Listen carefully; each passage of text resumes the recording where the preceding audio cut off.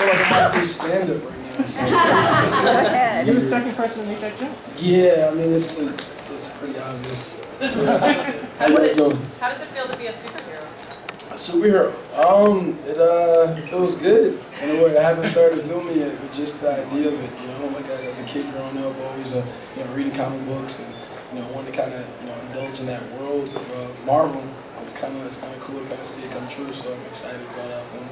Have you gone in for the costume fitting?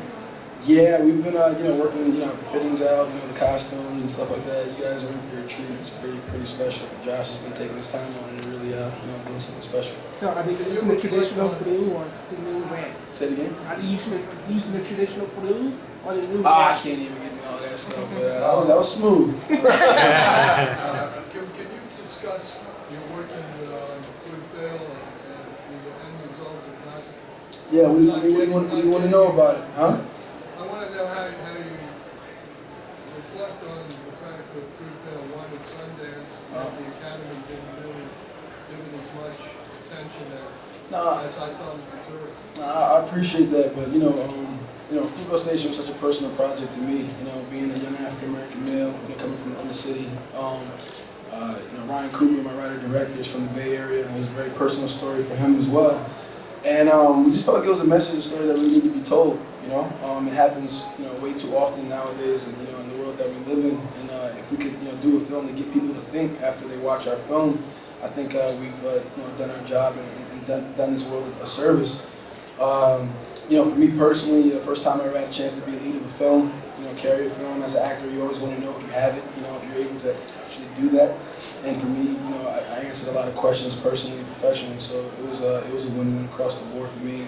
And being able to get Oscar Grant's story told and kind of immortalize him in the world of film is a huge deal for us and his family. To kind of give him a voice and a little bit of closure to the situation.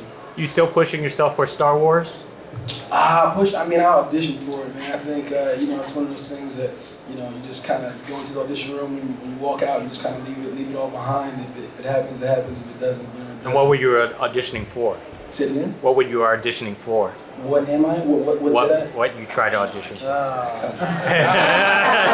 Thank you for being a mentor. Who was your first mentor? My first mentor, my parents. I think my mom and my dad for sure. Kind of like, setting the bar, for expectations to work hard, kind of like, never run at the first sign of trouble, or hard work.